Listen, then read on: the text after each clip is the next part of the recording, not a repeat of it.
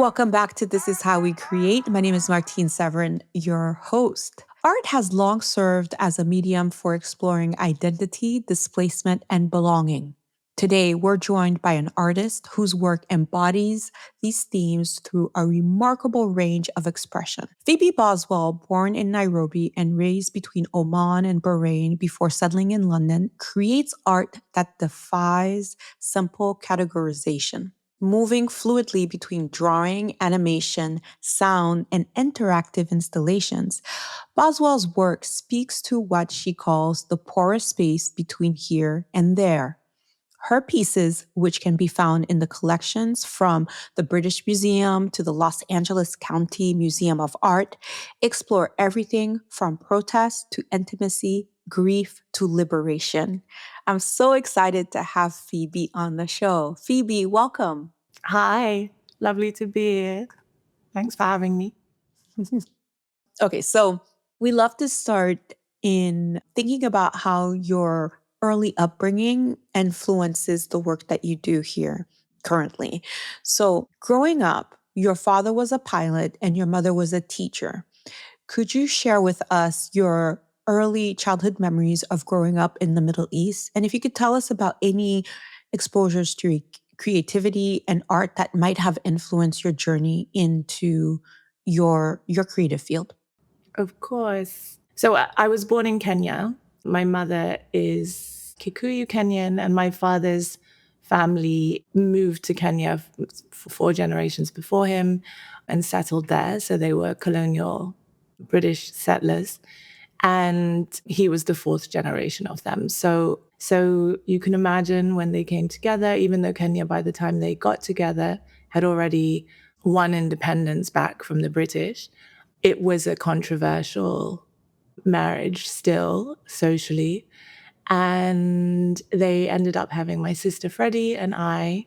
And very soon after we were both born, we moved to the Gulf for my dad's job. As he said, he was a pilot, a commercial pilot.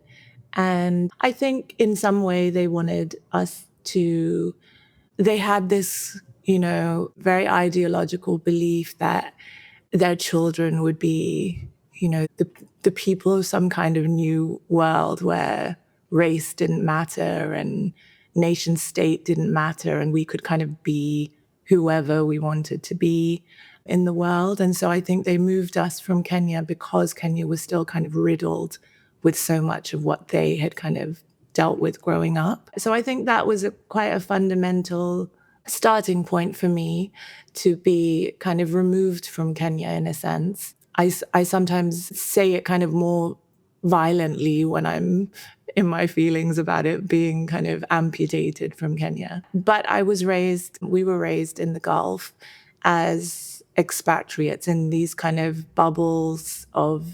these kind of social bubbles where we grew up with people from all over the world.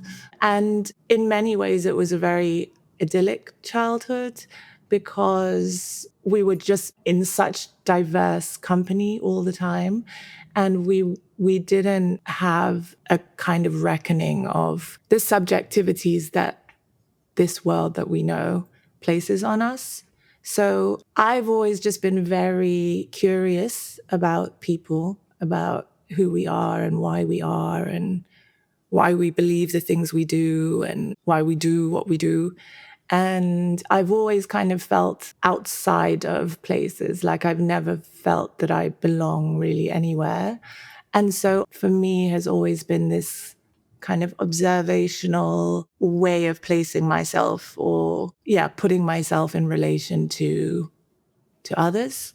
And so I've always drawn. I can't remember not drawing. I also, my dad also drew, and he drew and he made watercolors. And to this day, even though now I do this kind of as a full-time thing, I still look at these watercolors my dad did when I was a kid, and I'm like, one day I'll paint like him. One day I'll be able to paint like him. And his sister, my auntie, who we used to go every summer to Italy to visit, she also was a painter, and she ran away from school to be a painter. And so when we used to visit her, she used to sit me down in front of paper or a canvas, or she taught me how to batik. And so I kind of think that had like a very influential, that was very influential in how I kind of end up choosing to be an artist. But in many ways, I don't think it was ever a choice. I think I've never wanted to do anything else. So that was childhood. Because Dad was a pilot, we traveled a lot and we're really lucky to see a lot of the world at a very young age. And so we used to like go, it was before 9/11, and we could sit in the cockpit with him, and he used to just take us out of school to to go on trips with him. And if we weren't doing that, then we were camping on the beach in Oman or in the desert in Bahrain. So yeah, that was childhood. And then I moved to England for school, and it was a very rude awakening, let's say. It was in England that I understood how the world perceived me, I think, and how I would need to then, get a strong understanding and a resilience of how to kind of walk in the world as a Black woman, and how to do that with as much care and pride and grace as possible. Oh, that sounds like it must have been really tough What, the England to part? move. Yeah, I mean, Mm. I've been there. So, well, as you described it, and into having an idyllic childhood where you were likely surrounded by people from all different backgrounds, and then to go to a place where people viewed you in a very certain way, and the way that in which they viewed you is likely had nothing to do with who you were as a person. That must have been really hard to kind of like. Yeah, I don't think it has nothing to do with who I am, but I think it wasn't the thing about myself that I understood to be who I was. Now I've found that my Blackness and my womanness is very, very much who I am, along with many other things. And I've found a love and an intimacy in that, a sense of self that is very deep. And I don't think my childhood was completely idyllic. I just think there was a freedom to it, and there was also a rootlessness to it. So I think it was kind of paradoxical in that way, because I would love to feel somewhere was home, and I don't think that's something that I will have. But on the other hand, I feel like everywhere could be home, and I think that that's a really Mhm. freeing, liberating. So when you were in Central St. Martin, that's when you went to the UK. That's where you landed and went to school first, correct?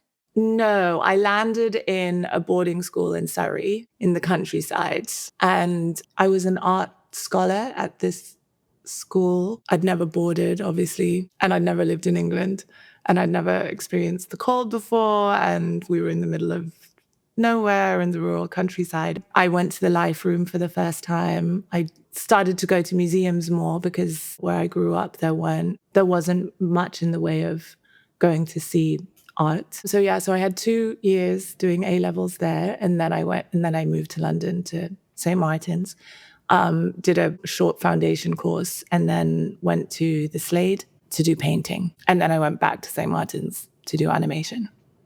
Can you tell me a little bit about the journey to finding your voice as an artist, is to finding what it is that you want to say? That's a very good question. At first, what I wanted to do was paint and draw people. I didn't know why. It was just something that I did since I was a child. And I also, because I didn't have a critical understanding of art and contemporary art in particular, I didn't know that there had to be any more reason to do it except that. And I went to the Slade because all the British figurative painters went to the Slade, and that's what I wanted to be. I wanted to be Lucian Freud. I wanted to paint my loved one. And then, like so many Black artists who go through white institutions, I had a tutorial with someone who basically told me that he didn't. I was painting my sister, and he was like, get it. And I was like, what don't you get about it? And he said, I don't know what you're trying to say. And I was like, I don't think I'm trying to say anything. I'm just trying to paint my sister.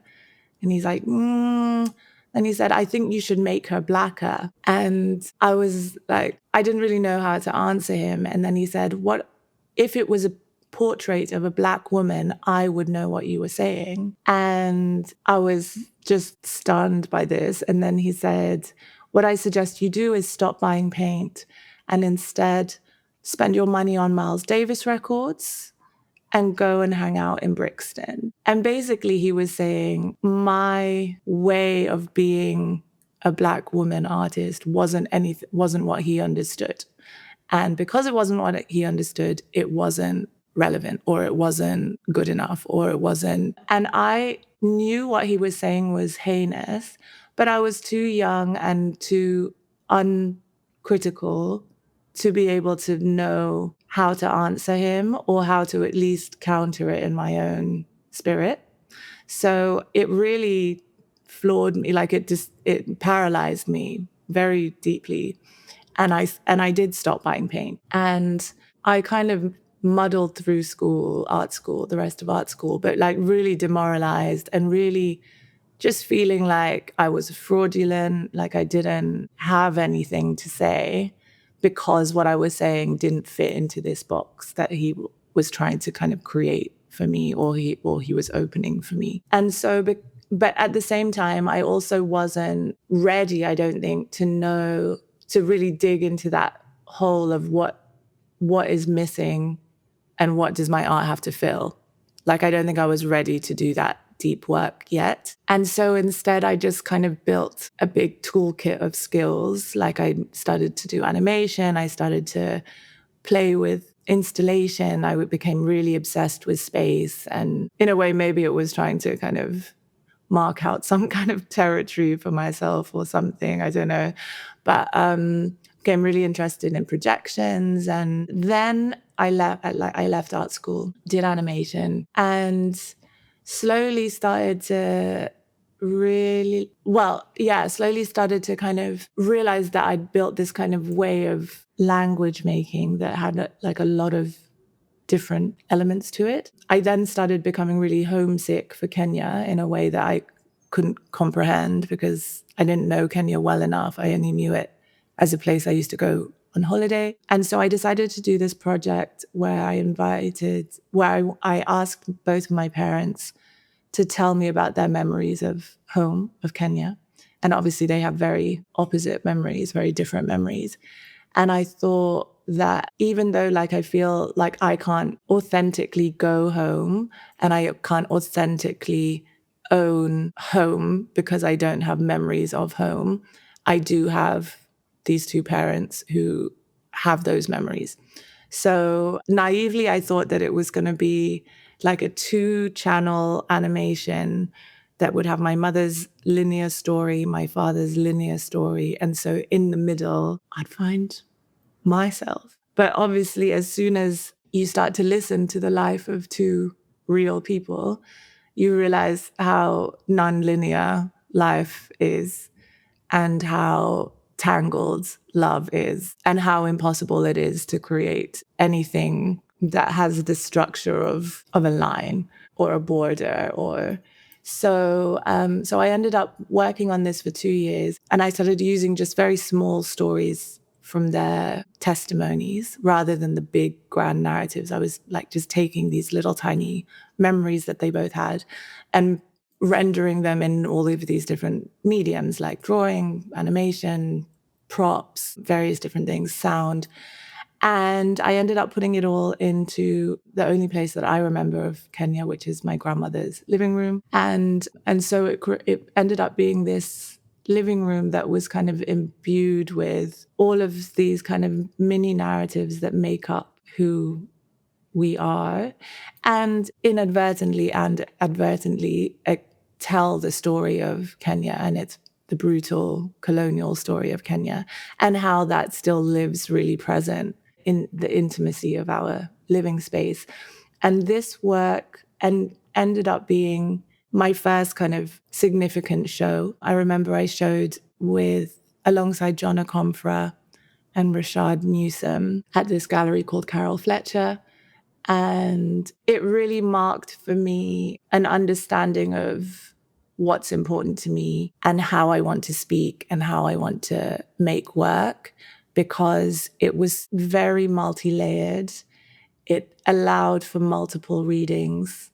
It allowed for every time you visited, you would have a very different experience of it. And it resisted easy reading. Like, it resisted what that guy tried to do to the portrait of my sister at art school, which was to make a very easy, very narrow-minded read of it.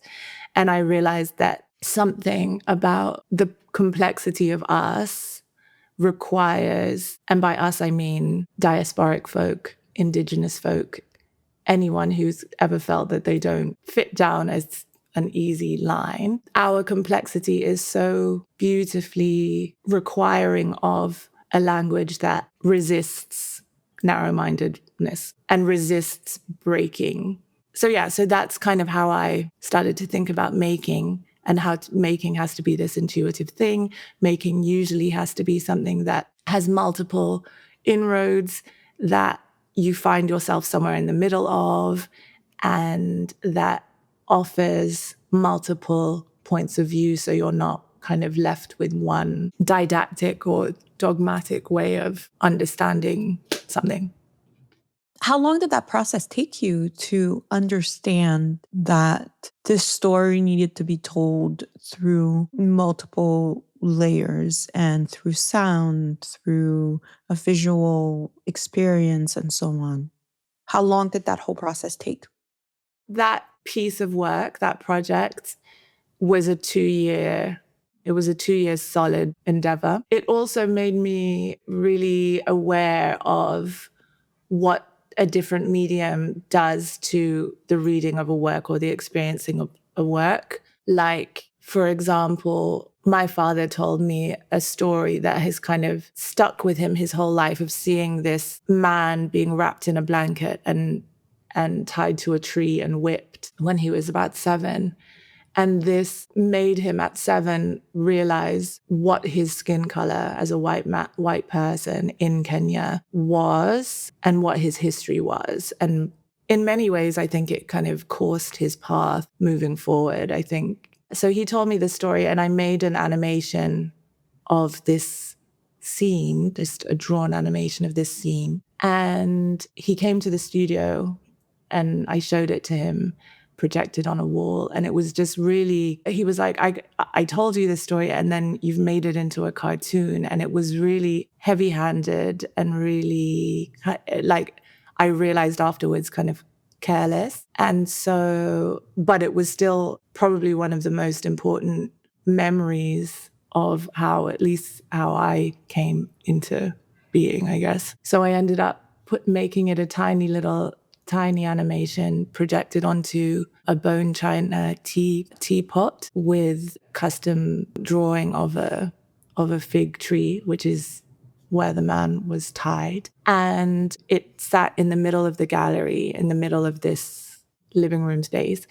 And it was so small, physically small, but the sound of the whip permeated through the whole gallery. So it became like, in some ways it was the most important thing, but it had a privacy to it and reverence to it. And also it didn't hold it as something where I was kind of putting like a power or a dominance on the action, if that makes sense. So it made me realize that you have to be really intentional about how you choose to use visual language and how you choose to depict or the things in us and that have been done to us in a way that doesn't do more harm, which I think then years later, when I read Christina Sharp in The Wake and other books of Black scholarship, really reiterate that for me as a visual artist, as how can we be honest about our experience of the world without doing more harm and putting more harm into the world, especially in the art world, which is a capitalist space. So true. So true. You often collaborate with community towards helping us better understand what it is that you're trying to say through your work. Can you talk to me about how you first had the idea to use choirs, to use women, and to involve the community in your work? I can't remember what the first project or work that involved community was, but I remember probably I guess it was maybe Mutumia. So Mutumia is a piece of work where I am trying to honor women who've used their bodies in protest when they're not permitted to use their voices. And in many African cultures, seeing a mother or an auntie naked is a taboo because it reminds whoever is seeing that there's no one more powerful than a mother. So often in many moments of African history, women have removed their clothes to protest. I saw an image and it was of these women lying in this path. And my immediate thought was, what is being done to these women? And I immediately thought, oh my gosh, something terrible is being done to the women. And then I learned that they were Acholi women from a part in Uganda. And the Acholi people had been fighting land right issues for a while, for years. And on that day, the government had sent in soldiers to come and physically remove them off their land. And the women had decided enough is enough. Like the men and have not managed to solve this. And so we're going to lie in the path of the soldiers. So they took off their clothes and they lay in the path. And it freaked all the soldiers out and they ran away. And so it was actually a really heroic image that I was looking at. I was just conditioned to imagine that it was not because of how we have come to understand what the nude female body can represent or usually represents us. And so I wanted to make this work, and then thinking about Western art history and the way that the female nude has always been this passive. It's usually been portrayed from the male gaze as this kind of passive object rather than an active agent. And so I wanted to make this army of women who looked at you from the walls of the gallery. And so I put a call on social media because I wanted the bodies of these women to be real. Like I wanted to gather as much realness in the making of them. So I put this call out, not really thinking anyone would say yes to coming and getting naked in my studio. But so many amazing women said yes, and they came and we talked about protest and what it means and what it looks like in the body. And I used the gathering of that information to then make this animation, and it goes through, and it's a 30-minute hand-drawn loop of these hand-drawn women who surround you in the gallery, and they go through courage and strength and spirituality and shame and sisterhood, and at some point they all become trees. At some point they all explode into birds and like are liberated. And each woman who came to my studio brought with them an understanding of this work that was beyond what I understood of the work. And so that interaction was so incredibly generous and generative for me. And so I ended up making an interactive sound floor using the voices of those women, additional women's voices responding to Audre Lorde's provocations in the transformation of silence into language and action. I worked with a gospel choir and asked them the same kind of provocations to do with what protest means. And so when you walk into the gallery, if the gallery is empty, then the room is silent, but you see the women in this room. But if you stand in the room and acknowledge their presence on the walls of this gallery, then your presence enables the voices to be heard. So if the room is full of an audience, then there's like a massive cacophony of women's voices. So that was probably the first major time that I put a call to arms for people to come through. And since then, I've done it quite a few more times. And each time when I do it, it's because I have an idea and I believe that the idea will be better served with a wider understanding of it or a wider reading of it. So the whole is always going to be greater than the sum of the parts. So if I ask a question, like, for example, if I ask you what freedom is and you give me your answer, I don't think that's a definitive answer because it's such an impossible question to answer. But if I ask you and I ask someone else and I ask someone else and I ask a 3-year-old child and I ask a scholar and I ask whoever, then maybe somewhere in the middle, when an audience stands and listens to all of these kind of playing together, perhaps, and they add their own understanding of it, perhaps a more rich way of thinking of freedom can kind of occur that isn't top-down knowledge formed, but rather kind of rhizomatically knowledge formed. So that's usually why I end up calling upon people to come through. And yeah, like sometimes it's like when you have a birthday and you don't think anyone's going to show up. Like usually when I put these calls out, I'm like, no one's going to answer. And then when people do, it's always so beautiful and surprising for me. How do you structure the response? So you put the call out, they respond, and they show up at your studio. Do you have them come within 15 minutes or 30-minute intervals? Do you have them book slots? Do you have them all come together? How do you corral everyone? It depends on the work. Like the Mutamiya, we had time slots. I mean, we had days when it was organized for someone to come, and then however long it took. That was a very hands-on. They physically came to the studio because it was so sensitive, I guess. Other times, sometimes it's just a recording. So I will, like during the pandemic, I asked people to breathe with me.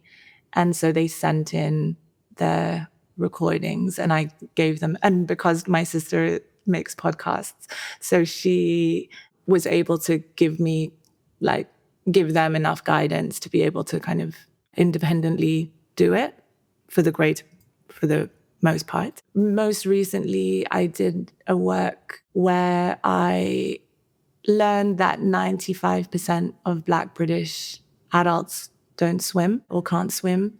And I've been doing a lot of work about water and bodies of water and the kind of dichotomies of bodies of water. And so I wanted to make a work which tried to reclaim the water for us. And so I put a call for people to bring a loved one and help each other feel safe in the water. And we rented an underwater studio and we gave everyone, or each couple, I think like between 1 and 1.5 hours. And we just gave them the pool and they did what they wanted in the pool. And it was parents and children, it was lovers, it was siblings, it was friends. And what happened was it became this kind of choreography of fear and courage and strength and holding. And then I worked with a jazz musician called Greg August, and I asked him to make 3 scores, one for the traumatic past, one for the chaotic, unpredictable present, and one for a hopeful future. So if you walk into the space when it's the past, then these people dancing with each other in the water feel there's a kind of ominousness to it. But if you walk in and it's the hopeful one, then it feels much lighter and it feels more hopeful. So that work was much more guided. It was much more pinpointed. You had to kind of self-direct in the sense of, I'm going to bring this specific loved one because this specific person really feels very unsafe in the water. And we're specifically going to do this thing that really has nothing to do with the outcome of the art. It's more to do with the process of the making. And it was really important to me that felt like a really safe environment and that it felt like a very holistic environment. And then we made the work. And that was shown at the Lyon Biennial. It was an audiovisual installation where you walked in and you were surrounded by all of these people Oh, dancing. wow. And then, because then through seeing this work, I witnessed these people really overcoming and reclaiming and regathering. And I decided that it was time for me to start painting again. All these years later, after that guy told me not to paint again. So I was like, I need to honor this moment and these people who've come so courageously and generously to this work by jumping back in and reclaiming paint. And so I've started painting again. And I'm so excited. And it's so liberating. And I have a show on right now. It's called like Hydrogen, like Oxygen. And it's paintings of these couples in the water. And yeah, it's just been like a real, it feels like a homecoming in a way, even though I don't know what home is, but it feels like it feels like a homecoming. And it's the most unlayered, like materially layered show I've ever done. So it feels very vulnerable to me to just put paintings there and hope that the paintings do everything that the installations do. But I'm really happy so far. Like it's just, Oh, yeah. congratulations. Thank you. It's a I mean, really surrendering process. it sounds like you, with each installation, you are, you, you, I mean, at least this is, I'm not putting words in your mouth, because this is, I feel like with each project I do, I go in thinking, this is what I'm trying to understand.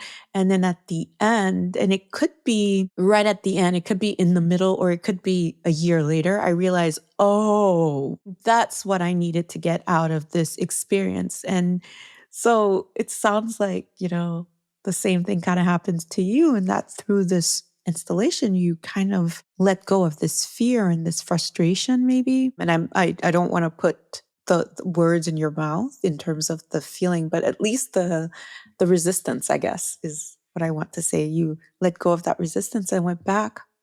I think I swallowed and I really choked on this person telling me I wasn't a painter. And in the same way that when I was researching bodies of water, I invited people to come because I did the writer's residency at Whitechapel Gallery in 2022. And it was around the same time. So I was doing both of these things together. And I invited people to come and tell me about their relationship to water. And so many, particularly people who had been brought up here, had been told that they were not good swimmers, that their bodies would not be good in the water, and so consequently they don't swim. And so there was a kind of echo of this kind of racist thing that the guy had said to me, and the understanding of these people's relationship to water was. So I think I just was like, let me just try and challenge the notion that painting is not for me, because I loved painting and it was for me and it was always for me. And it was never not for me. It was just destroyed for me by this really narrow-minded, small-minded person. And that shouldn't matter so many years later. So I love that. And obviously, doing this work takes years. How do you keep track of all of the moving pieces? Or what have you learned over the years in terms of the best method to keep track of these projects? I have learned to ask for help. That's one of the main ones. To not think that I need to do it all by myself in terms of the logistical things that I find I'm not good at logistics. I've learned to keep precious and hold the things that I always want to do for like I would love the labor of art making. Like I love to do the graft of art making. So a lot of it I will not hand over to anyone else. But things like ensuring that a day is run smoothly, I will now make sure that there's someone who will do that with a lot of care and a lot of efficiency. I also, and not always on purpose, but it's rare that I've got so many things on the go that I can't give the effort that I need to the thing that I'm doing. And I've been really grateful for that everything has kind of slotted into place more or less. Sometimes it's a little bit more stressful than others, and I guess also maybe inadvertently I will, if there's something that I can't do, then I won't commit to a really labor-intensive project. If I know that I've got 3 other things that I need to do, I'll kind of scale it down and do something else. Because I do think that in the end, if you want to do something, you'll do it at a later time. Like I think ideas always come back, and there will be another moment to fulfill the thing that you think. So yeah, my main thing would just be work with the right people, work with really good teams of people, delegate if you can, decide the things that are the most important for you to be completely in control of, and then kind of relinquish the rest a bit and trust other people to do that part well. And yeah, don't give yourself so many projects or so many things that you can't give your full self to the work. Because I think, yeah, like when I feel like I've done something in a diluted way, it doesn't feel good. How have your definition or your thoughts of success changed over time? I think as a very young artist, I was very kind of precious about what a trajectory is supposed to look like, and, go to the best school. And then I remember I wanted to go to this drawing school after the Slade, and I didn't get in. And it then released me, I think, like the rejection kind of released me from feeling like I had to do things in a certain way.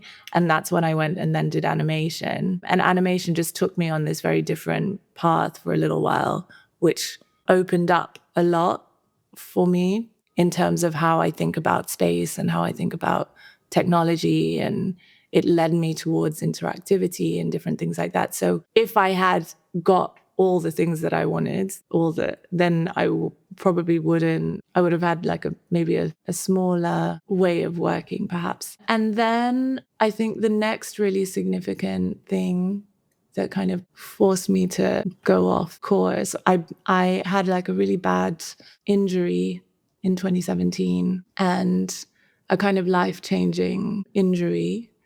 I lost the sight in my eye, and I had like a heart situation. And both of those things together made me really think of art in a very different way. And like I was forced I had to cancel everything I was doing. I was in a really dark place thinking about, it became more like go to the studio because it will save you from the feelings that you're feeling. And so art became a really different thing. And it made me needing to be in love with what I do and needing to be less concerned with how that manifests as a kind of understood level of success. And that's something that really stays, I think, in tender balance even now, that I want to always be making with urgency and with care and with love for myself and whoever is going to interact with the work. So anyone who's involved in it and anyone who's going to experience it. And I don't know, I think it's really complicated to make work that then gets commodified in ways that a world that really doesn't serve us well, or doesn't see us fully, or doesn't respect us fully. And so when you're involved in that world, as we all are as artists, I think we have to tread a kind of balance where we don't lose ourselves in the process of defining or moving to what success is and what it isn't. And so Like, I constantly question the institution, what it means, whether what I am doing within it is serving its function more than the function of it being a place in which I can reach people who I love and want to reach. And I think that that line is always a bit tricky. Would you agree? I completely agree. As you were chatting about like being really honest and understanding who you are and what your role is, and in terms of being an artist and questioning the institution. And I'm thinking about how that is something that that I want to do, but then at times I have to fight against growing up under a dictatorship, and how anybody who spoke up, they always ended up dead. Um, and that how that curbs what I feel like I'm meant to do as an artist. You know, I'm meant to be a mirror. I'm meant to reflect some of the injustices and some of the morals that society holds that are benefiting one group of people and keeping another one in a chokehold. So, have you always understood your role as an artist to be as such, to question and to reflect? Or has that been something that you've learned over time?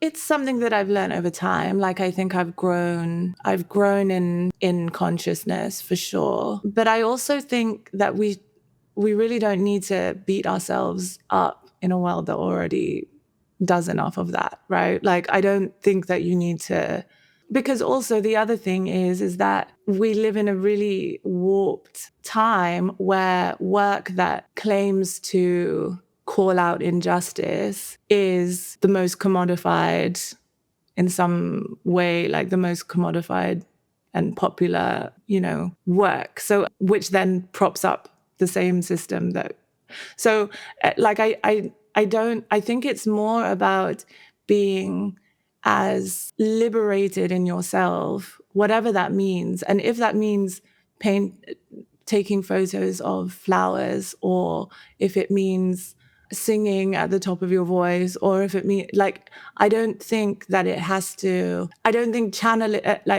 challenging injustice has to always be pushing against. I think it can be pouring into. It can be listening deeply to the sound of your breathing and knowing that you need to stop making for a second, or go and give someone a hug, or, like, I don't think that it needs to always be like and again, like, it's a constantly growing thing. Like, I think there was a moment where 2020 and George Floyd and all the institutions were suddenly wanting Black work, and they were wanting you to come into their institutions and make them better by challenging them. And you realize, like, this is not what I mean by like, the refusal of that is also an understanding of what is needed right now. Like, basically, don't beat yourself up. Just make what you love to make, and make it so honestly that you're not like making it for any exterior thing, except offer what you understand to be love to someone or something. That was beautiful. And I think that's a perfect place to wrap. Phoebe, this was so wonderful. So thank you so much for the gift. It's my absolute pleasure. Thank you for having me. This has been nice.